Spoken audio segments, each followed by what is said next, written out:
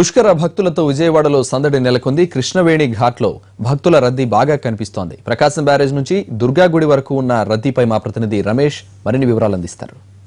కృష్ణా పుష్కరాలు 5వ రోజుకు చేరుకున్నాయి. 5వ రోజు కూడా ఉదయం నుంచి అన్ని ఘాట్లలో సందడి కనిపిస్తోంది. ప్రస్తుతం మనం ప్రకాశం బ్యారేజ్ పై ఉన్నాం. ప్రకాశం బ్యారేజ్ నుంచి ఒక 2-3 ఘాట్లలో పరిస్థితి ఎలా ఉందో మనం తెలుసుకునే ప్రయత్నం చేద్దాం. ఇక నీటి విషయానికి వస్తే పుష్కలంగా నీరు అందుబాటులో ఉంది. ఓవైపు పులిచింతల, మరోవైపు పట్టిసీమ నుంచి నీటి విడుదల భారీగా ఉండడంతో ఘాట్లన్నీ కూడా నీటి కలను సంతరించుకున్నాయి. నీటికి సంబంధించినటువంటి ఎటువంటి ఇబ్బందులు లేవు. ప్రస్తుతం మనం చూస్తున్నది కృష్ణవేణి ఘాట్. అన్ని ఘాట్లో కూడా అతి పెద్దదైన ఘాట్గా కృష్ణవేణి ఘాట్ను తీర్చిదిద్దారు. ముఖ్యంగా ఇతర ప్రాంతాల నుంచి వస్తున్న ప్రయాణికులందరినీ కూడా కృష్ణవేణి ఘాట్కే తరలిస్తూ ఉన్నారు. ఇక్కడ ఘాట్లు సుదీర్ఘంగా ఉండడంతో ఎన్ని లక్షల మంది వచ్చినా కూడా ఇక్కడ ఎటువంటి ఇబ్బంది లేకుండా స్నానాలు ఆచరించే పరిస్థితి కనిపిస్తూ ఉంది. దీంతో బస్సులు, ట్రైన్లు, వ్యక్తిగత వాహనాలు వచ్చే యాత్రికులందరినీ కూడా కృష్ణవేణి ఘాట్ దగ్గరకు తీసుకెళ్తున్నారు. ఈరోజు 5వ రోజు కూడా ఉదయం నుంచి యాత్రికుల రాక భారీగానే ఉందని మనం చెప్పొచ్చు. అయితే గత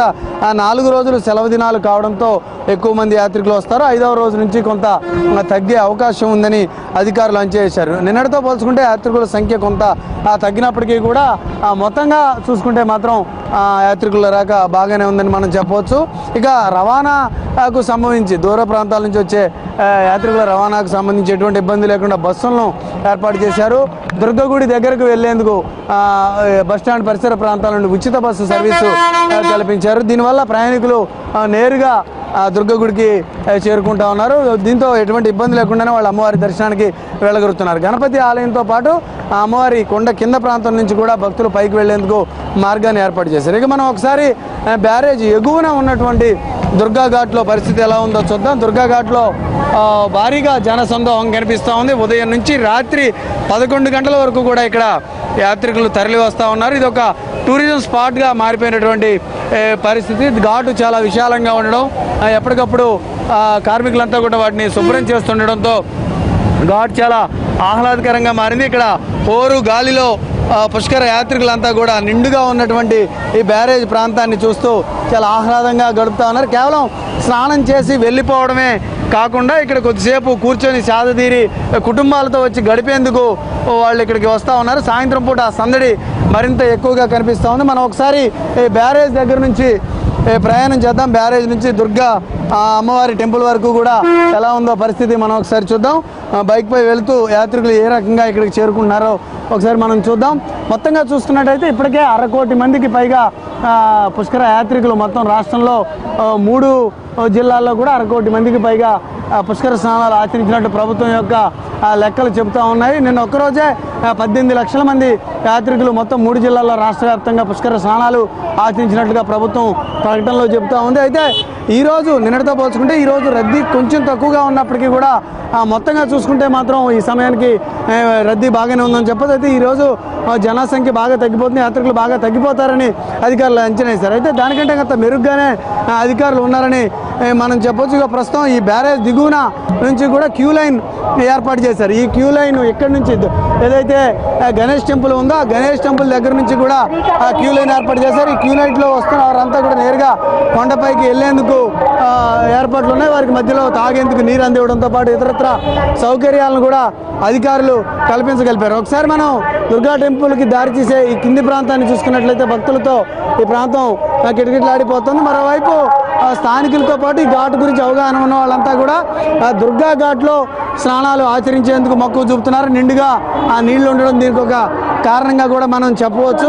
మరోవైపు భక్తులకు తరలి వచ్చే భక్తుల కోసం అందించేందుకు భారీగా లడ్డూలను తయారు చేశారు. ఇతరత్ర సౌకర్యాలను కూడా ఏర్పాటు చేశారు. ఇక్కడ ట్రాఫిక్ ఆంక్షలు అనేవి ఇప్పటికీ ఇక్కడ నో వెహికల్ జోన్లో కొనసాగుతున్నాయి. తద్వారానే భక్తులకు ఇబ్బంది లేకుండా చేయగలుగుతామని అధికారులు చెప్తా ఉన్నారు. దూర ప్రాంతంలోనే వాహనాలను నిలిపేసి ఉచిత బస్సులు ఏవైతే ఉన్నాయి ఇవన్నీ ఫ్రీ సర్వీసులుగా ఉన్నాయి. ఇవన్నీ కూడా వేరు ప్రాంతాల నుంచి భక్తులను దుర్గా టెంపుల్తో పాటు వివిధ ఘాట్లకు చేరవేస్తున్నాయి. దీంతో వాహనాల రద్దీని నియంత్రించగలిగామని, అనివార్యంగా వచ్చే ఇబ్బందులను కూడా తొలగించగలిగామని అధికారులు చెప్తా ఉన్నాం. ప్రస్తుతం మనం దుర్గా గుడి దగ్గరికి చేరుకున్నాం. ఇక్కడి వరకు కూడా యాత్రికులు ఎటువంటి ఇబ్బందులు లేకుండా తరలి వస్తూ ఉన్నారు.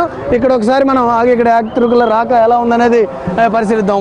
3 లైన్లు ఏర్పాటు చేశారు. ఈ లైన్ల నుంచి భక్తులందరినీ కూడా పైకి పంపిస్తున్నారు. కేవలం అత్యంత వివిఐపి అంటే ప్రోటోకాల్ సౌకర్యం ఉన్నటువంటి వాహనాలను మాత్రమే కొండపైకి అనుమతిస్తున్నారు. ఓ రకంగా ఇది మంచి నిర్ణయం అనే చెప్పాలి. దీనివల్ల ఆ వాహనాల రద్దీని కూడా కొండపైకి నియంత్రించడం ద్వారా భక్తులు ఎక్కువ మంది దర్శనం చేసుకోవడం సాధ్యమవుతోంది. మరోవైపు వివిఐపి బ్రేక్ దర్శనాలు కూడా పూర్తిగా నియంత్రించారు.